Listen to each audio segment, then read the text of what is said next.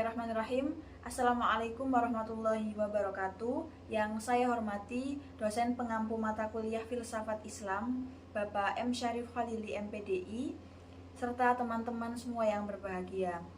Sebelumnya perkenalkan, nama saya Ain Nadifa dari program studi pendidikan agama Islam semester 5. Di sini saya akan menjawab tugas UTS dari mata kuliah Filsafat Islam, yaitu pada nomor 1. Oke, di sini saya akan menjawab nomor 1, yaitu umat Islam awal di Jazirah Arab belum mengenal pemikiran filsafat spekulatif. Jelaskan mengenai awal pertemuan umat Islam dengan pemikiran filsafat. Menurut Anker Smith 1987, filsafat sejarah spekulatif merupakan perenungan filsafat mengenai tabiat atau sifat-sifat gerak sejarah, sehingga diketahui struktur yang terkandung dalam proses gerak sejarah. Dalam keseluruhan, berpikir spekulatif adalah berpikir yang tidak membutuhkan data dan fakta. Jadi lahirnya filsafat Islam merupakan kenyataan sejarah yang menunjukkan bahwa pemikiran rasional telah lebih dulu ada dan mapan dalam tradisi keilmuan Muslim. Sebelum kedatangan filsafat Yunani, meski karya-karya Yunani mulai diterjemahkan pada masa kekuasaan Bani Umayyah pada tahun 661 sampai 750 Masehi, tetapi buku-buku filsafat yang kemudian melahirkan Al-Kindi 801 sampai dengan 873 Masehi baru mulai digarap pada masa dinasti Abbasiyah, yaitu 750 sampai dengan 1258, khususnya pada masa Khalifah Al-Ma'mun tahun 811 sampai dengan 833 Masehi. Pada masa itu, sistem berpikir rasional telah berkembang pesat dalam masyarakat intelektual Arab Islam, yakni dalam fiqh atau jurisprudensi dan kalam teologi. Dalam teologi, doktrin Mu'tazilah yang rasional yang dibangun oleh Wasil Ibnu Atha 699 sampai 748 Masehi. Penggunaan nalar rasional dalam penggalian hukum atau istinbat dengan istilah-istilah seperti istizhan, istislah, kias, dan lainnya telah lazim digunakan. Tokoh-tokoh mazhab fikih yang melahirkan metode istinbat dengan menggunakan rasio seperti itu yaitu Abu Hanifah 699 sampai 767, Malik, terus Imam Syafi'i, Imam Ibnu Hambal, sampai dengan sebelum kedatangan filsafat Yunani. Semua itu menunjukkan bahwa sebelum dikenal adanya logika dan filsafat Yunani, telah ada model pemikiran rasio filosofis yang berjalan baik dalam tradisi keilmuan Islam, yakni dalam kajian teologis dan hukum.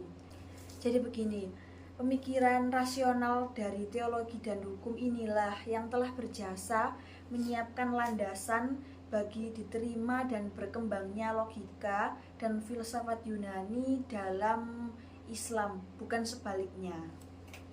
Karya-karya dan filsafat Yunani tersebut kemudian diterjemahkan ke dalam bahasa Arab. Proses penerjemahan itu sendiri paling awal dimulai pada masa kekhalifahan Bani Umayyah, yaitu pada tahun 661 sampai 750, khususnya pada masa kekhalifahan Abdul Malik.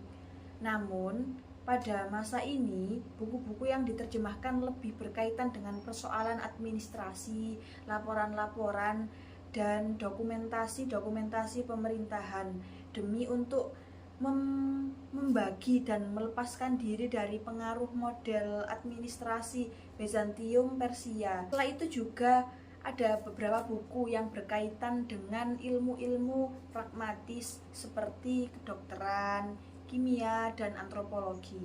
Lalu untuk proses penerjemahan atas pemikiran filsafat Yunani ke dalam bahasa Arab sendiri kemudian baru benar-benar dikerjakan atau dilakukan secara serius, yaitu setelah masa pemerintahan Bani Abbasiyah, khususnya pada masa kekuasaan Khalifah Al-Ma'mun, yaitu 800 sampai dengan 833 Masehi. Pemikiran rasional filosofis Islam lahir bukan dari pihak luar, melainkan dari kitab suci mereka sendiri, dari Al-Quran khususnya. Dalam kaitannya dengan upaya-upaya untuk menyesuaikan antara ajaran teks dengan realitas, lalu kehidupan sehari-hari. Pada awal perkembangan Islam, ketika Rasulullah SAW masih hidup, semua persoalan bisa diselesaikan dengan cara ditanyakan langsung kepada beliau atau diatasi lewat jalan kesepakatan di antara para cerdik. Akan tetapi hal itu tidak bisa lagi dilakukan setelah Rasulullah SAW wafat. Semua persoalan-persoalan semakin banyak dan rumit, sehingga seiring perkembangan Islam yang demikian sangat cepat, jalan satu-satunya yaitu dengan kembali kepada ajaran teks suci Al-Quran lewat berbagai pemahaman.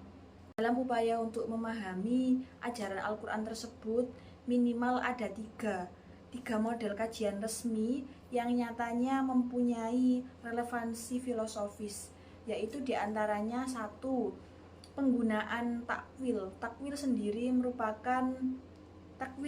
diperlukan untuk mengungkap atau menjelaskan permasalahan-permasalahan yang sedang dibahas.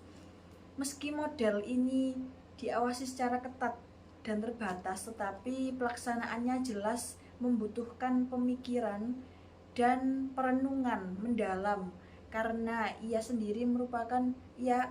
berusaha keluar dari makna lahiriah atau zahir atau teks.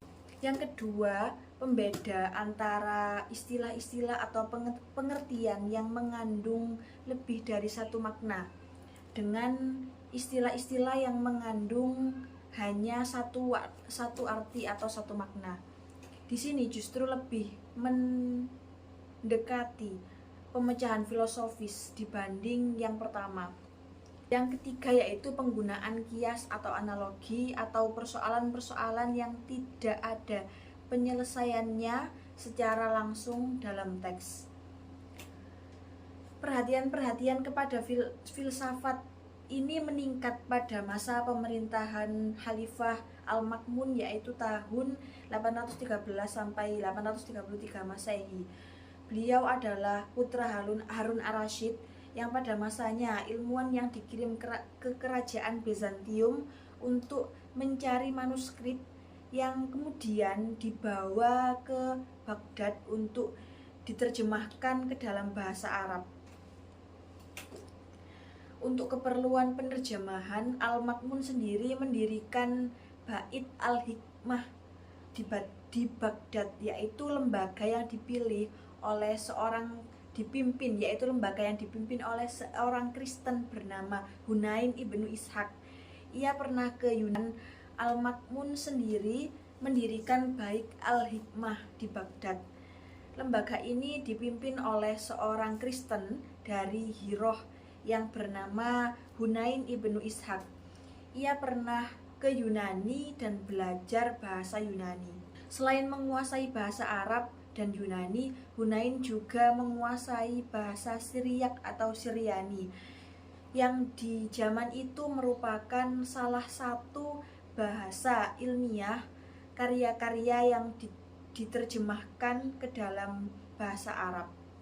Karya-karya yang diterjemahkan ke dalam bahasa Arab adalah karangan Aristoteles, Plato, dan buku-buku mengenai Neoplatonisme. Tokoh filsafat dalam Islam sendiri yaitu Al-Kindi pada tahun 801 sampai dengan 866 Masehi, Al-Farabi 872 sampai dengan 950 Masehi, Ibnu Sina 980 sampai dengan 1037, Ibnu Maskawi 932 sampai 1030 Masehi, Al-Razi 863 sampai dengan 927, Ibnu Rushd 1129 sampai dengan 1198 Masehi. Mungkin itu yang dapat saya sampaikan, kurang lebihnya saya mohon maaf. Wallahul muwaffiq ila aqwamit thoriq. Wassalamualaikum warahmatullahi wabarakatuh.